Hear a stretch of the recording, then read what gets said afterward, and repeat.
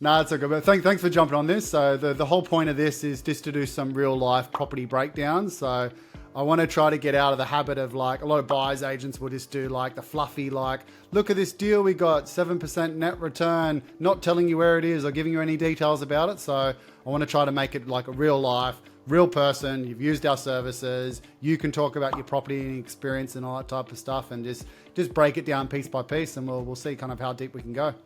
All right, so here's your property, David. So it's 9 Holt Drive, Torrington, Queensland, Toowoomba. So Toowoomba, just for everyone to know, it's about, 2 hours from Brisbane, west of Brisbane. So it's the major regional hub that kind of services all of West Queensland and part of North Queensland, things like that. So we got an industrial property there, quite a big site and quite a big purchase price, but we'll go through some of the details. One of the things I want to show people though is when you're doing a commercial, it's not like a residential where you just have like check council rates, water rates, who the tenant is, do a bit of area research. There's a lot to it. There's lease review, contract reviews, tenant interviews, comparable sales, comparable rentals, checking insurances, looking at value add opportunities, all that type of stuff. Actually, I'll pull up as well just to show people. This is the type amount of documents that we had to go through with you, David, before you kind of said yes to the property and went unconditional. So you can see here, there's just like 15 folders of stuff with lots of documents in it. And then another 20, 30 documents that we need to cross-check. So every single document needs to be cross-checked against the real numbers. You can never just go off what the agent presents. So there's usually about 30, 40 hours work of due diligence on each property. This one had a little bit more because there's some value add, which I'll get you to talk about a little bit later. But yeah, a lot of work with commercial. That's how you mitigate the risk. When everyone says, oh yeah, commercial's higher risk, you have high vacancies or this or that, you mitigate it by checking, actually doing the grunt work and checking it there. So let's jump back to the property. Let's have a look at the executive summary of the property, shall we? So big industrial property, big size lot. So 600 square meters net lettable area. This has a value add to extend, which we'll talk about a little bit later. And then the total land area is 5,596. So really big lot, but we get a really good return. We're getting a net income of $189,262 on this property. So that's, what's that, a 7.28% net yield approximately? Yeah, just about. That's a really attractive yield, especially in this market. So we bought this in 2023. The negative, I won't sugarcoat it for this one, would have been potentially that the lease is a bit shorter. So it expires in 2024, but as we'll go into a little bit later, we've spoken to the tenant and they're very keen to proceed because they are going to be doing a big value add as well. So we're not concerned about that. This will definitely be a minimum kind of 10-year plus tenant. We'll kind of go through that. That's the kind of high level stuff that we looked at first. I think do you want to jump into the numbers? We'll jump in and have a look at some of the actual cash flows before we go into the nitty gritty details. Yeah, sure thing. Go for it. 2.6 mil purchase price. We'll leave the deposit at 30%. There's other stuff going on in the background with David, obviously, because like where you pull the funds from and all that type of stuff. But we'll do this so it's a bit of a like for the everyday investor. And then basically purchasing costs are effectively going to be around 871 grand because that's going to allow for stamp duty, legals, valuations, all that type of thing. The loan interest rate, you're a bit higher at the moment. I think you're 7-8%. We'll leave that at 5% just because that's kind of the 30 average, but we can stress test. I can show you the difference between like an 8% and a 3%, which we'll do on the next spreadsheet. But there it is, 7.28% net yield. The depreciation, I've just had a stab in the dark. That'll depend on the actual depreciation schedule you get, but we'll just leave that as is for now. And then just to show people. Oh, was it closer to 25, is it? It's actually closer to 25. Yeah, okay, let's do that then. Yeah. There you go. So even better. So David will let you know that we're pretty conservative. Like I will never overshoot something because that's how you get a complaining customer saying, you told me this and this, I'd rather it the other way. So just to put in perspective for listeners, 123 passive income. That's the cash flow that you get after taking out the interest repayments because the tenant pays for council rates, water rates, maintenance, all that type of stuff. I like to put this in perspective with someone who's going to buy, say, a 2.6 mil house in Sydney at the moment, and they're buying that. That would be probably negative 100 grand a year for a $2.6 million house. This is 120 grand a year positive. So we're 240 grand difference in cash flow. So when people go, oh, commercial's too high risk, For me, buying a residential that's that negatively geared is a much higher risk. We could have this cash flow go for a few years, and then you've got a huge buffer for if the tenant ever does leave. But the reason I brought this spreadsheet open is I actually want to show the power of why property is better sometimes, for some people, than shares, for instance. So people will say in the share market, oh, I can get a 7% return with shares, which you can, but you've got the power of leverage with property. So if you say get a 30%, put a 30% deposit down, a 70% loan, you're cash on cash. So your 871 grand versus 123 grand cash flow you get is actually close to 15% return. Then in addition, with property, you get capital growth. So if we buy in a good upcoming area, which Toowoomba is, and we'll talk about that a little bit later as well, you're getting close to 30% with the capital growth plus the cash flow. So that for me is the power of property. Then in addition, which David will talk about, is the value add opportunities on this, which can further do that. So this is what I like about property. So just to recap, 2.6 mil purchase price with 123 grand a year passive income at these assumptions. So that's it there. David, do you want to add anything to that? Yeah, sure. And even the maintenance cost, because this is a place of business, it's a huge benefit that it's paid for by the tenant, versus a residential property where, I've got other residential property where I'm constantly maintaining that and repairing stuff and things break and whatnot. So, definitely an added benefit of a commercial. Yeah. Most people don't realize that with commercial. Certain properties you have more maintenance than others. So industrials, normally pretty simple. As long as the bare bones of the property are secure, you're normally right. It's the little fancy like retails and stuff like that with shop fronts and like little freestanding retails, which are a bit more expensive. But industrial for me, it's nice.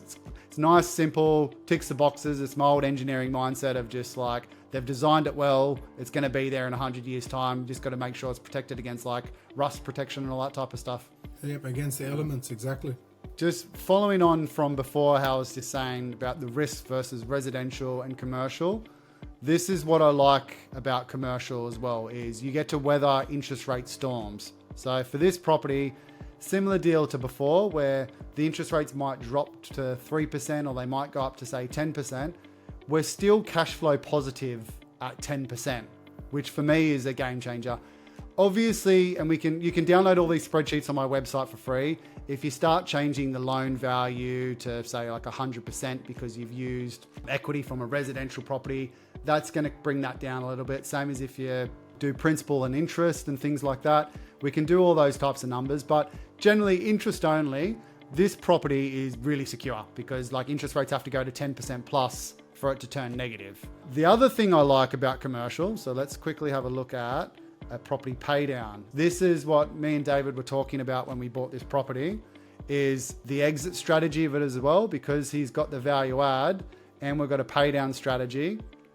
We can build a really good passive income times to come. So for this property, basically if we put this is not taking into account depreciation or anything like that. It's just simple numbers of cash flow, putting that cash flow back into the remaining debt on the 70% loan. You can actually see that this one will pay itself off in 10 years. So the 2.6 mil will be debt free in 10 years and you'll, David, be left with around 340 grand passive income. So put that in perspective against residential again. You buy 2.6 mil resi and then let that go for 30 years and pay that down. You might have 120 grand passive income. So we're getting close to 3 times the income in a third the time. So that's another real game changer for me.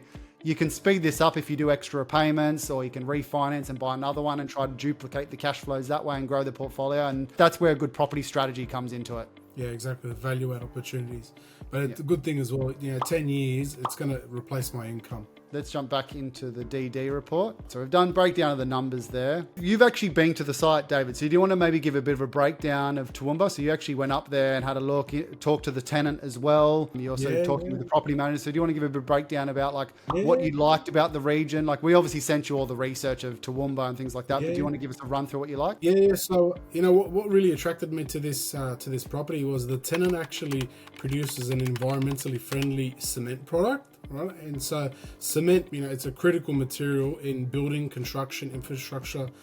basically for building everything. So for me, it was a no-brainer. And so having a look at some of the detail that you showed me, Steve, around some of the photos with the amount of equipment, plant and equipment he had at the site, it painted the picture of this being a really capital-intensive business.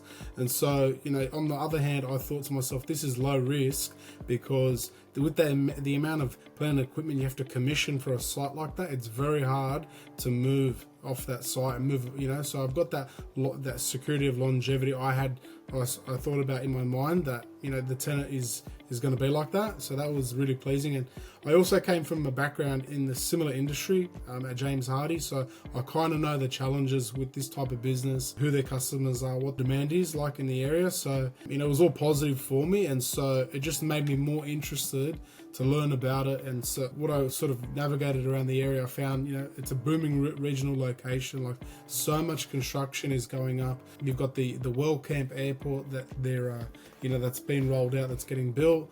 You've got the Inland Rail project that the government is investing a lot of money in to build. And as you get that outward expansion from the region, a lot of houses get built and whatnot. And so this material goes into all that. The age of the building, it wasn't too old. It's only about like 17 years old or 15 years old, something like that. And so there's still a stack of depreciation to come on this property. Another thing as well that was really good was the zoning. It's a medium impact zoning, so you can attract some really good top-notch big capital intensive type big business tenants to that type of zoning. So I thought about it, it has multiple uses. If the tenant wasn't around in 5 or 10 years, there's so many other businesses that would love this type of zoning and space. It's another thing as well that you showed me in those due diligence diagrams.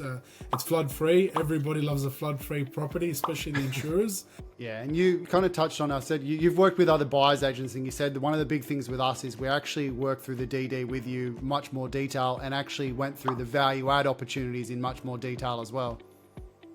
Yeah, so I found it really handy in terms of painting that picture for me about what the value add might look like, what might be that scope, how much it might actually cost. And so, being informed on how much something is likely going to cost, what kind of scope of works will be involved, and then doing my own research, about solar panels and all that we touched on. It made painted a good picture for me to take to the tenant, and continue those really impactful and very valuable conversations we've had about this expansion plan and how we're going to stage it, how it's going to be funded for, and what the future might look like in terms of rent, but also for the tenant, how much more a customer demand or customer orders they're going to satisfy, and servicing their market.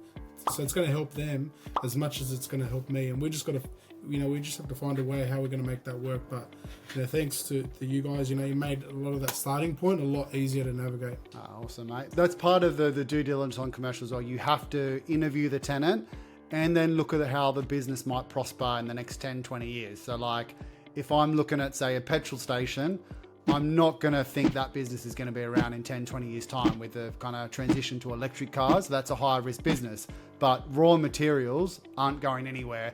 And that's part of our job as well. We do like credit history checks. We look at the previous history of the business, who their competitors are. We obviously interviewed the tenant. We gave you all the details about how the tenant's doing, how they did during COVID. Perfect timing. So I've just scrolled up into the comparable sales and rentals and the vacancy and occupancy study.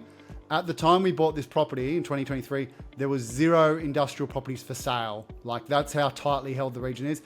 Funnily enough, TOOWOOMBA, even though it's somewhat in regional in quotation marks, the vacancy rates are about 0.5%. So even if you lose this tenant, David, you're talking I'll be conservative, probably less than 6 months. I actually think it'll probably be 1 to 4 months. But within 6 months, you'll get another tenant. And we spoke about this at the time with all the other types of people that would actually come in and take the space. But regional doesn't necessarily mean longer vacancy periods.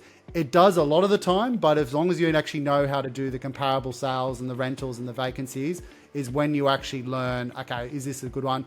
And I'll just quickly show people here, you do have to do the grunt work. It's not like you don't go on realestate.com and look up a medium house price. You've got to find everything that's sold. Yeah, and if you've got your property management relationships down pat, you can always, and the tenant gives you notice, earlier on, you can always arrange things back to back, so minimize the disruption as a landlord. Yeah, exactly right. The good thing is, because you've got bonds and rental guarantees as well, they've got to give you 6 months notice anyway. So that gives you another 6 months to look for people before it even goes vacant, before you stop receiving the income. So generally, even if you filled it 6 months later, you're still cash flow positive that year, which is nice. If you filled it 12 months later, okay, for the next year, it'll take you kind of half a year to recuperate those costs. But that's what I like, and that's just part of where DD comes in. But now let's have a bit of a chat about value add. That's what all the listeners and people that follow me care about. Half my sales calls, people want a value add property.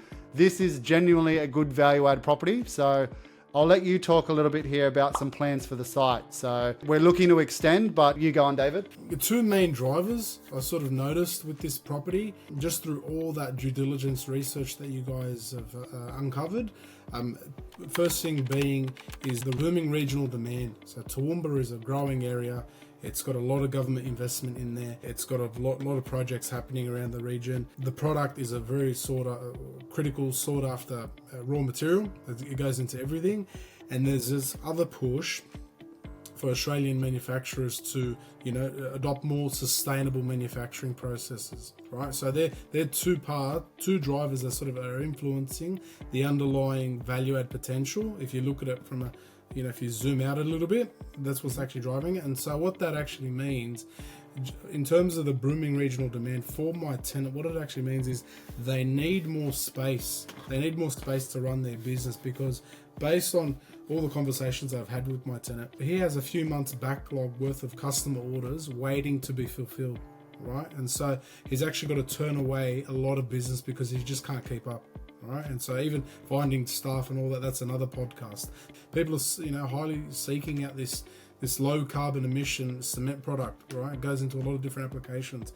So that's going back to the plan has actually evolved from a 500 square meter extension to an additional 600 square meter awning. So if you can picture like an awning at a service station, right? The tenant's got that in mind. He wants to build that out to allow B-double access and obviously, goods to be transferred onto trucks and in and out of the site as they go, right? So that's conservative. I've just underestimated because, accountants, we don't shoot for the stars. We keep it low, keep it conservative, year end, all that. Yeah, so you can kind of see there. You can kind of map it out. The white area is the existing footprint, and the blue area is the potential extension. That's like a stage A, let's call it. And so the stage B actually might go on the left-hand side like an awning, or it will go on the left-hand side like an awning, and that's going to be 600 square meters. So based on my conversations as well with the property managers in the area, and just doing my own little research, the market rate's around 100 to 120 a square meter. And so what that all rolls up into and leads to is a potential rent uplift of about 50 to 60 grand, more or less, give or take. I've already spoken to the tenant of what, he's already given me his plans for what the space might look like. And then I've, flipped that and told him, if that's what it's going to involve, obviously I'm going to be getting the benefit for that and improving that property. So they understand that and they're comfortable with that, because they might have a 50 or 60K conservative rent uplift, but on the other side, they're going to be able to fulfill, 10 times, 20 times the amount of orders, for the rent they're going to have to pay. So they're going to be net positive overall. That's a good thing for them. So if you have a look at that, yes, I've just put some quick numbers there. So potential rent uplift, some depreciation benefit that will come from the spend on that shed. So that's one side of things. The other side of things is sustainable manufacturing. So obviously, this being a very capital intensive business, right, producing a product from a raw material, it actually uses a lot of electricity. And so what I found when I went to the property and, just speaking to the tenant and just asking her about little pieces of equipment on the site, I actually found out from the tenant that they previously had an ergon power generator on the site, and they were spending upwards of $20,000 a month on that, because that was like a special type of generator, and so they changed their manufacturing process to use just electricity from the grid. But still, in saying that, they spend about 30 grand a year just on electricity. And so with that whole push to becoming more sustainable and improving green credentials and all that, and obviously it's a marketing thing as well, but it's also something for the environment. The tenant knows that they have to actually start to go down this path with the way they produce their product. And so for me, I got to explore the whole world of solar panels and what that might mean for the tenant. And so for me, it's another investment, but it's going to support the tenant. Did you like that, Steve? No, that was brilliant. But like you said, 800k, whether it be 850 or 900 or 700, it's still percentage wise on the purchase price is a huge return that you can actually absolutely. get. That's right. And then you're just making the tenant even stickier as well. And I believe with the solar panels as well, I used one of my contacts as well that I referred to. I'm still out there assessing everyone out there. I mean, there's so many solar providers out there. So, it's quite a hard thing to do. Yeah, the thing for you is get the numbers right and then get it organized with the tenant, and then that's when you look to implementation. You can fine tune all that type of stuff. Yeah, but that's the last step in the process, because the roof line is actually going to change with that shed extension and that awning, right? So the power usage probably will increase as well, and so the system size might change, and so that really should be the last thing as part of the value add. So there's a lot to come on this. The process itself, it's a lengthy process. Like we're getting a design, getting a council approval, going through the whole construction process. It's quite a lengthy process, but I think the key is, being in line with the tenant the whole way through that journey and seeing what it's going to look like and just navigating everything together, because my whole thing is to keep the tenant there, keep them sticky, keep them there, keep their business thriving. Yeah, and they're working quite closely with you as well, doing the approvals and helping with all that type of stuff as well, which is nice. But that's someone's income. Like from doing this this couple year exercise, you're going to have made another person's income effectively, which is it's just game changing for you if you want to ever step away from work. Yeah, like I'm very fortunate, and I don't have any plans to step away from work just yet. No, very, very fortunate, and we found a cracker. It took a while to find this, but we found exactly what we were looking for. So good job, guys. Good job, Steve. No, thanks, David. Because you were with another buyer's agent and they weren't hitting the mark, and then you're like, oh, let's explore some other ones. And then I kind of gave you a promise that I think I can do it, and I'm glad it took us a little bit, but we got you there, which is definitely worth the wait. Yeah, and everyone offers their own thing anyway. Everyone's got their strengths and their weaknesses, and it's just like buying a house, so to speak. So it's about who can find the property, who can find what you're looking for when you want it. And just going through it that way. So you guys did a great job. Yeah, one of the hardest things I find with commercial, and especially working with clients, is every client has a different definition of what a good commercial is. Some are just yield chasers, and that's why they go to certain companies. Some people want I'm sure if I offered this to someone else, we only sent it to you, but I'm sure if I offered it to someone else, they might not like TOOWOOMBA. They'll just put it in the 2 regional baskets. So some people want proximity to CBD. Some people want length of lease, so they actually don't care about yield. They would have been happy with this property at a 6% net yield if it had a fresh 10-year lease. So everyone's got a different thing. Even I've personally purchased properties that I've sent to clients and they've said no to. So it just shows everyone's got a preconceived notion, and that's the hard thing with commercial because there's so many moving parts. Then you've got different types. You've got retail, office, industrial, specialized ones like car wash stations and cinemas and stuff like that. It's just, there's a lot kind of going on. Most people, especially if you're dipping your toe in the commercial, you're a well-versed investor, hence why we can have these conversations. If you're just starting out, you probably just go something simple, like capital city, little tidy industrial property on a decent lease in a really tightly held region. But because you know what you're doing and you're an accountant and you've got a good portfolio yourself, this is worth the exercises we've just seen from the numbers. Yeah, and another thing too to add to that is understanding the tenant's business, what industry they're in, how much demand there is for that industry, so you can work out whether the space is going to be right for them for the long run, right, to match your lease security. Yeah, so that's just another thing to think about. But generally happy with this property, mate. It's an absolute cracker, and really appreciate you jumping on this kind of property breakdown. So I think the listeners will get some good value out of it.